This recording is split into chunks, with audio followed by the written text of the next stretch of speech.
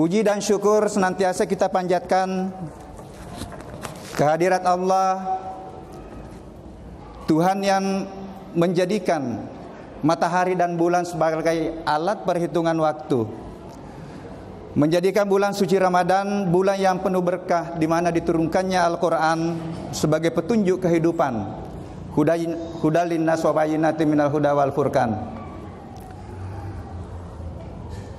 Salawat dan taslim kita haturkan kepada Nabiullah Muhammad sallallahu alaihi wasallam, Nabi yang seluruh umat Islam sudah pernah bersyahadat sebagai tanda legitimasi keislaman. Dia salat dan pura syahadat secara ucapan. Tetapi rupanya syahadat bukan hanya ucapan, tetapi harus kita bangun komitmen untuk menjadikan Rasulullah sebagai suri teladan, sebagai contoh, baik dalam melakoni peran kehambaan Abdillah yang berimplikasi kepada amalan-amalan ritual. Betapa mulianya salat jamaah, betapa pahalanya salat di awal waktu yang sudah dicontohkan oleh Rasulullah. Ya, meskipun pada akhir-akhir ini ya, kita bersyukur di masjid ini sudah luar biasa, saya lihat ini sudah hampir sama dengan normal. Ya, jaraknya sudah normal. Tetapi masih tetap diharapkan pakai masker ya. Kalau saya tidak bisa Kak, lebih baik saya buka dulu masker kok. Ya. Maupun di dalam melakoni peran kehalifaan dalam berbagai profesi. Karena kita hadir di permukaan bumi ini tidak terlepas dari dua peran, sebagai hamba untuk menyembah kepadanya dan sebagai khalifah dalam berbagai pekerjaan, mulai dari pekerjaan ibu rumah tangga, bapak rumah tangga sampai dengan presiden. Itu adalah peran kehalifaan yang harus dipertanggungjawabkan nanti di hadapan Allah.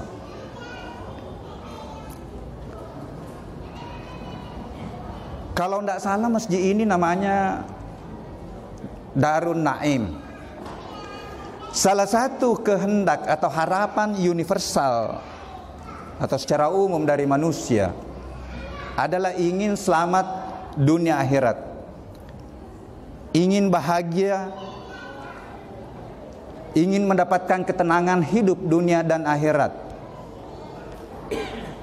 ingin mendapatkan surga. Ya, kalau kutanya ke satu-satu, apa mula ke Pak Iman sampai ke belakang sana ibu-ibu, mau masuk surga? Pasti jawabannya mau masuk surga. Nah, rupanya salah satu nama surga dari 8 nama yang ada dalam Al-Quran adalah Jannatun Naim. Pada sannya masjid. Ya, cuma ini masjid ini adalah Darun Naim. Pemberian nama pasti ada harapan. Ada harapan dari nama itu. Kalau orang tua kita berikan nama, ada harapan dari nama itu. Bukan hanya sekedar nama, bukan hanya sekedar identitas, tetapi ada harapan di balik nama itu.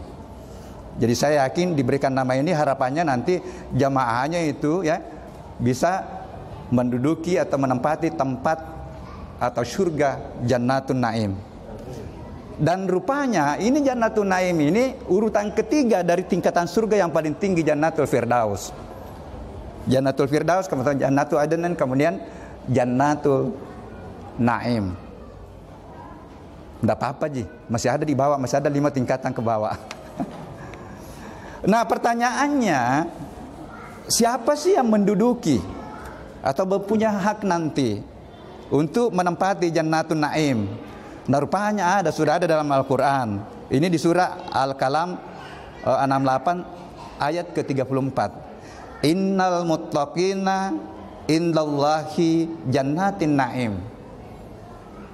Sesungguhnya orang-orang yang bertakwa di sisi Allah akan dibalas dengan Jannatun Naim.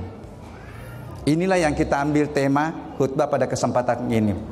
Bagaimana meraih predikat ketakwaan. Hadirin sidang jamaah tarawih yang insya Allah dimuliakan Allah. Kita mulai dulu dari takwa. Karena takwa itu bukan hanya sekedar takut, tetapi bagaimana dengan keimanan kita yang kuat melaksanakan amalan-amalan kebaikan, baik yang terkait dengan ritual maupun yang terkait dengan muamalah.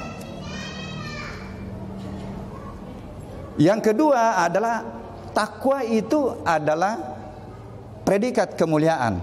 Inna akramakum indallahi atqakum. Akhir dari ayat itu bahwa aku ciptakan beragam berbeda-beda.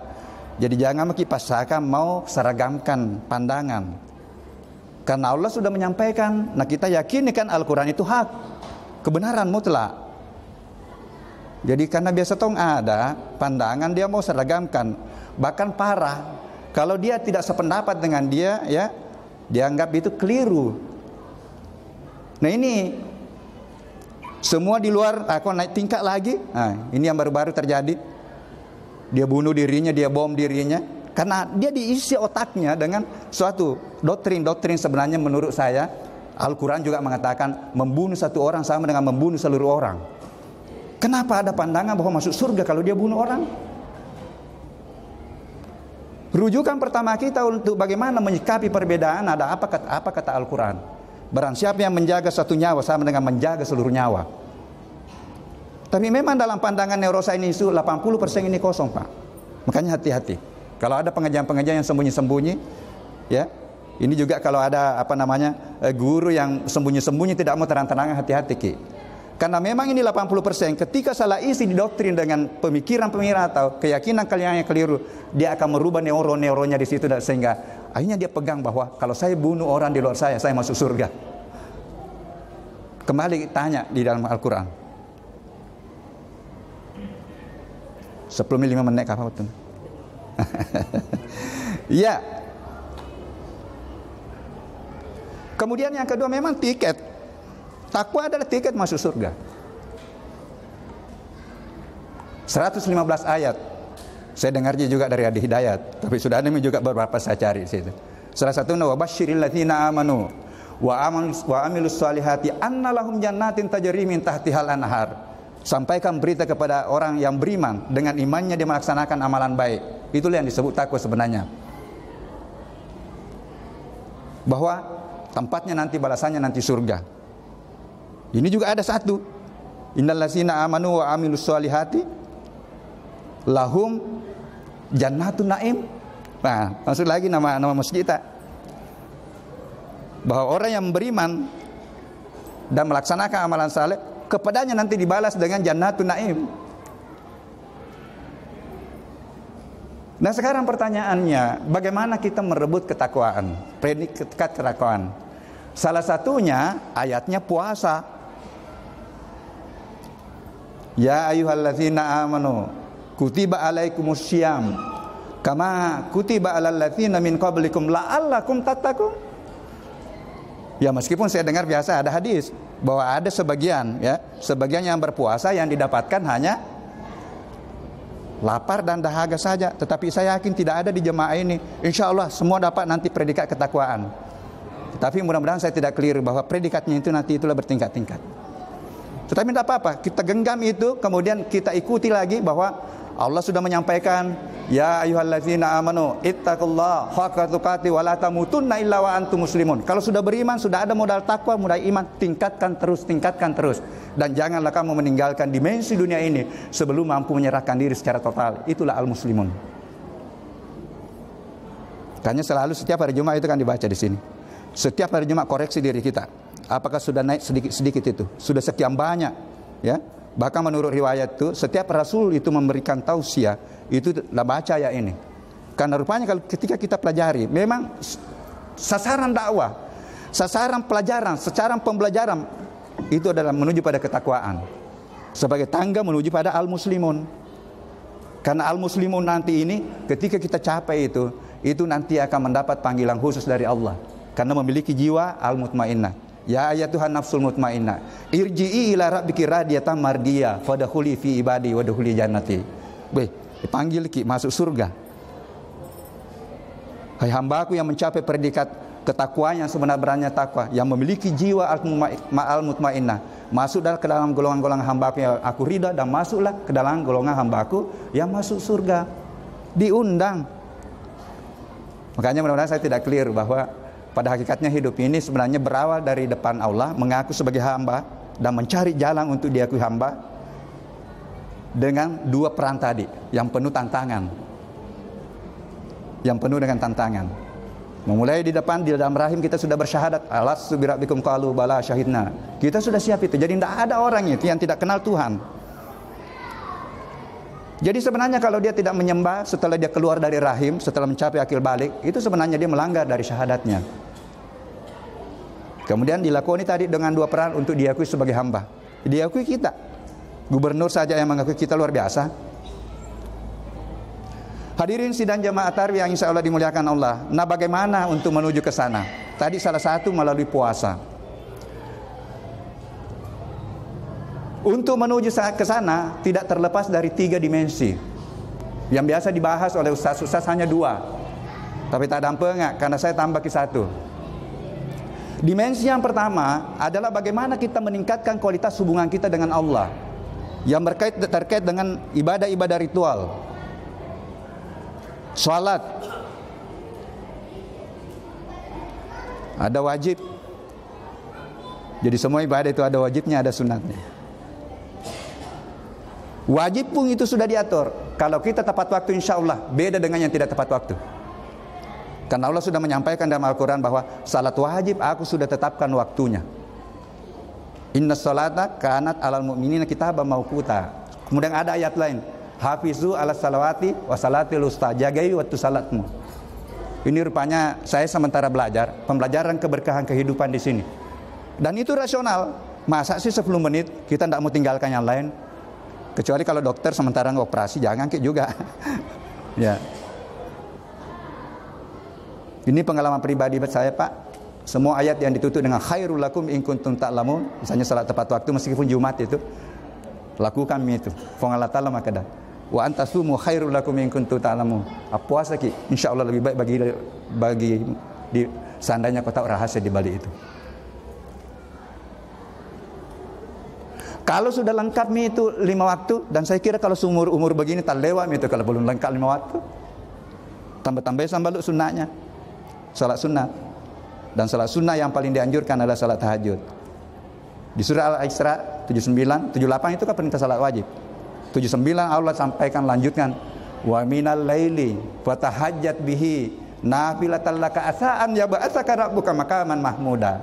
Pada sebagian malam, otok bangun, tambah-tambah salat wajibmu. Niscaya aku akan memberikan posisi kemuliaan, maqaman mahmuda. Lanjutkan doanya karena Pak doanya itu ayat berikutnya. Menurut Adi Hidayat memungkinkan kita untuk mendapatkan 4 kemuliaan ketika kita praktekkan. Yang lain puasa ya. Ini juga puasa. Saya sekali mohon maaf. Puasa wajib hanya 1 kali 1 tahun. Tapi tidak ada yang menjamin dirinya sampai tahun depan. Ketika sudah sampai la yastahiruna sa'atan wa la yastaqdimuna. Itu yang saya pakai saya untuk motivasi saya beribadah.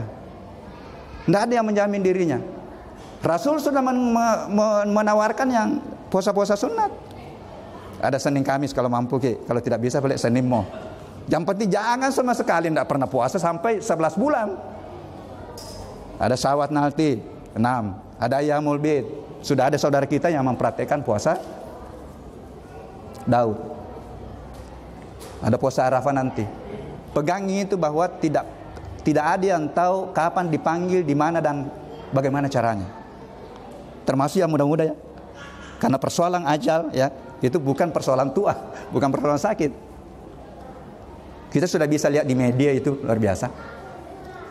Terkadang saya beberapa hari yang lalu ini mengagetkan di Universitas Islam Makassar Pak Haji.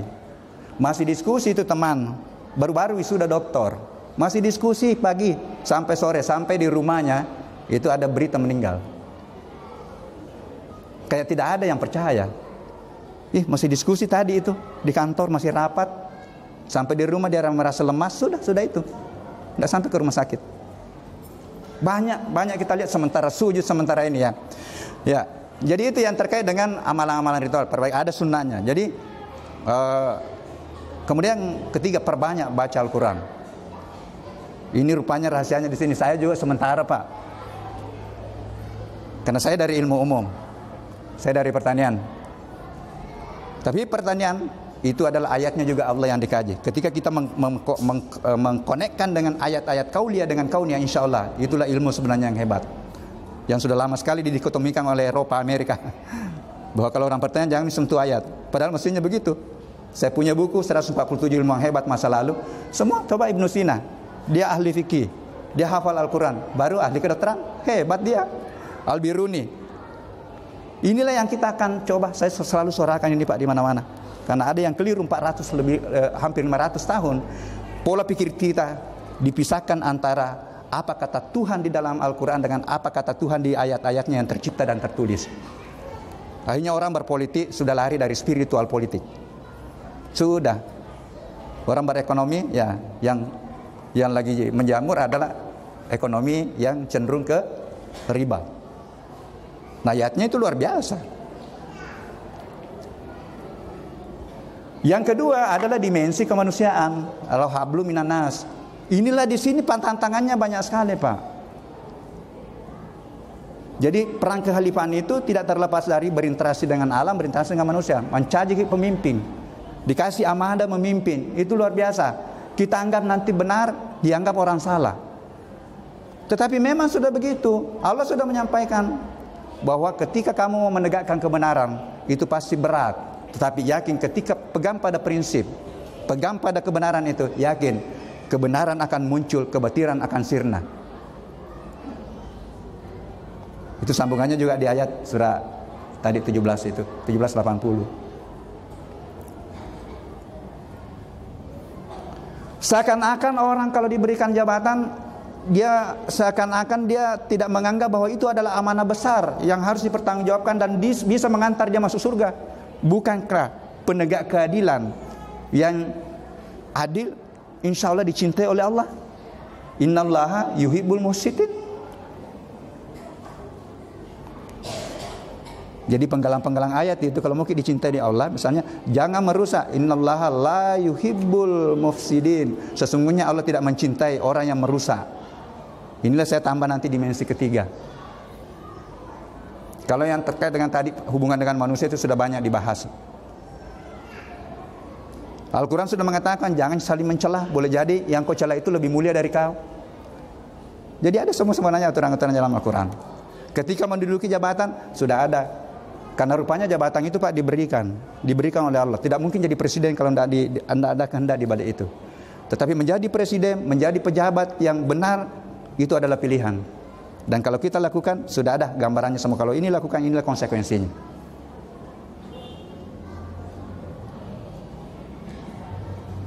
Huwallazi ja'alakum khalaifa fil ardi ba'dakum fawqa ba'din darajat liyabluwakum fima atakum. Untuk menguji kamu siapa yang amanah. Jadi sengaja aku berikan kekhalifahan yang berbeda-beda. Ada jadi petani, ada jadi dosen, ada jadi guru, ada jadi pemimpin, ya, yang berbeda-beda. Untuk mengujikan liyabluwakum fima atakum, siapa yang bertanggung jawab atas jabatannya. Ibu-ibu termasuk itu ibu rumah tangga, itu juga jabatan itu. Ya, jadi mulai dari ibu rumah tangga, bapak rumah tangga sampai jabatan-jabatan yang tinggi. Makin banyak jabatan yang diberikan, kita makin banyak tanggung jawab, tetapi makin besar peluangnya untuk kita merebut suatu pahala, merebut suatu kebaikan.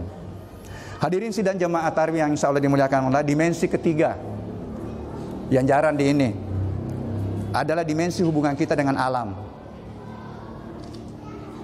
Ini alam sekarang Pak sudah rusak parah. Belum selesai corona, di mana-mana banjir, di mana-mana gempa, di mana-mana ini, dan semua terkadang semua logikanya dia orang jalan. Saya buka sejarah dari Al-Quran, gempa itu ada 3 penyebabnya disebabkan oleh perilaku.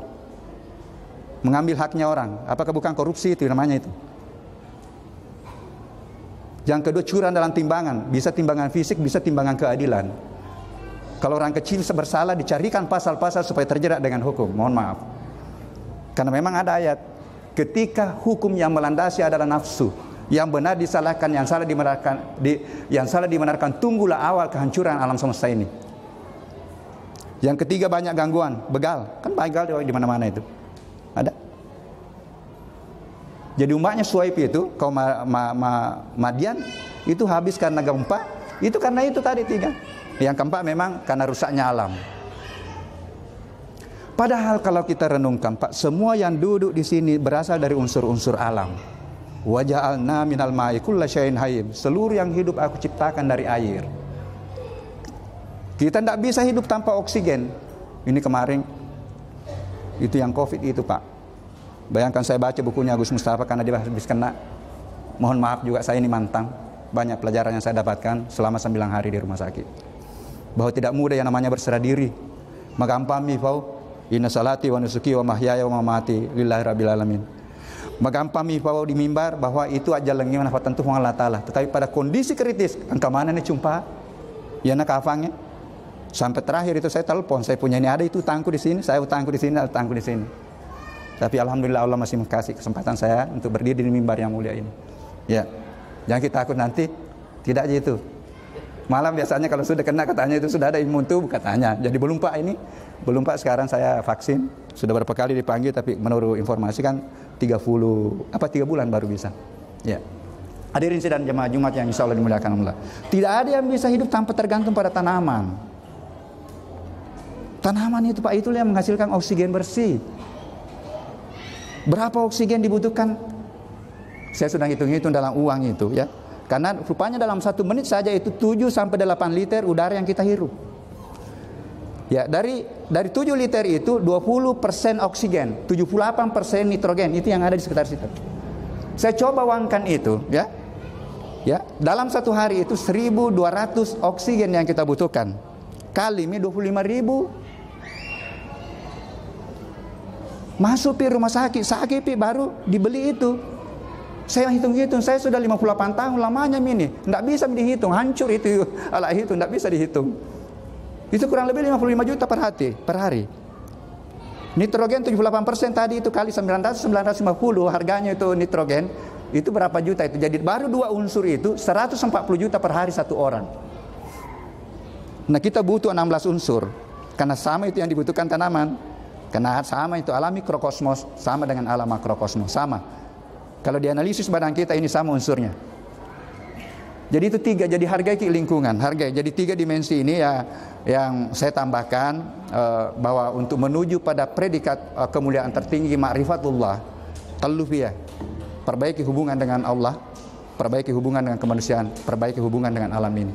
Hargai lingkungan, hargai kebersihan, hargai air, sikapi dan sifati air. Nanti pembahasan lain itu, bagaimana kita rahasia-rahasia di balik itu, air. Saya kira itu mungkin yang perlu saya sampaikan, mungkin agak panjang nih. Mudah-mudahan ada manfaatnya sebagai kesimpulan bahwa luar biasa masjid ini. Saya yakin bahwa diberikan nama Darun Naim dengan harapan bahwa seluruh jemaahnya nanti masuk ke dalam Jannatun Naim. Dan sudah dijelaskan Al-Quran bahwa yang menduduki nanti itu yang menduduki predikat ketakwaan. Inilah luaran puasa. La'allakum tattaqun, dan tadi 3 dimensi untuk mencapai situ. Mudah-mudahan kita semua mendapatkan predikat ketakwaan, memegang tiket untuk selamat dunia, akhirat, dan insya Allah itulah yang kita akan cita-citakan. Karena yerolino depalepangemi singkat, dan yang menentukan keselamatan di alam berikutnya adalah apa yang kita lakukan di bumi ini, di dunia ini. Saya kira itu, mudah-mudahan ada manfaatnya. Mohon maaf atas segala kekurangannya. Wallahu muwaffiq ila aqwamit thoriq. Wassalamualaikum warahmatullahi wabarakatuh.